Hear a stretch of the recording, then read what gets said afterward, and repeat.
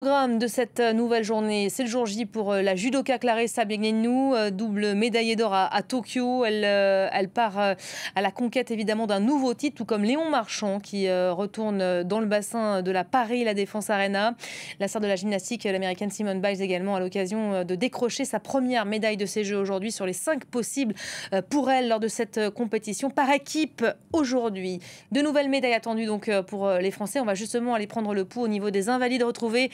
Notre envoyé spécial Cédric Ferreira, on le retrouve pour l'épreuve du tir à l'arc. Cédric, bonjour. Épreuve individuelle qui démarre et ses nouvelles chances de médaille après l'argent hier déjà en équipe. Et oui, les Bleus qui ont le droit de rêver au tir à l'arc. Effectivement, il y a eu cette médaille d'argent par équipe qui a donné beaucoup de confiance à l'équipe de France.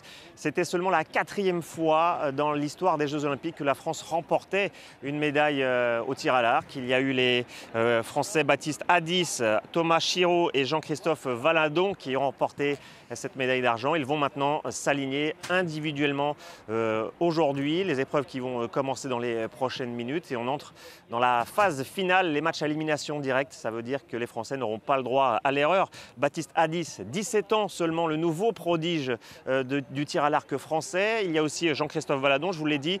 Pour lui, c'est l'archer le plus expérimenté. 4e Jeux Olympiques pour Jean-Christophe Valadon. On suivra également les féminines. 3 archères engagées dans les mêmes épreuves individuelles. Lisa Barbelin, Amélie Cordeau et Caroline Lopez. Elles vont tenter de faire aussi bien que les hommes avec peut-être une première médaille féminine pour la France en tir à l'arc. Un mot tout de même sur ce site des Invalides, majestueux site olympique encore une fois. On a déjà vu le Grand Palais ou encore la place de la Concorde. Vous voyez derrière moi tout au fond l'hôtel des Invalides construit en 1687 sous le règne de Louis XIV. Beaucoup d'histoire aussi et cette esplanade donc qui est totalement dédiée au sport durant les Jeux Olympiques et Paralympiques. D'ailleurs, c'est même un site qui a surpris les archers et les archères. 8000 spectateurs pour assister au tir à l'arc. C'est du jamais vu dans les Jeux Olympiques. Ils n'ont pas l'habitude d'évoluer devant tant de monde. Mais en tout cas, ça ne semble pas avoir perturbé les Français puisqu'ils ont réussi tout de même à performer avec cette médaille d'argent obtenue par équipe.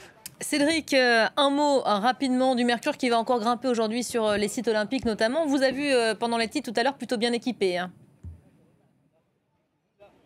Et voilà mon équipement, un magnifique chapeau. Merci à la région Île-de-France qui distribue tous ces goodies aux spectateurs, aux passants qui passent par là. Des gourdes également sont déployées puisqu'effectivement il y a une alerte canicule. Alors les organisateurs avaient sûrement prédit ce scénario puisque depuis hier déjà il y a beaucoup d'annonces dans les stades, dans les sites olympiques en demandant aux spectateurs de se protéger, de s'hydrater régulièrement. Il y a beaucoup de fontaines en libre accès également tout autour des sites olympiques et tout autour de Paris où les passants peuvent s'hydrater assez facilement.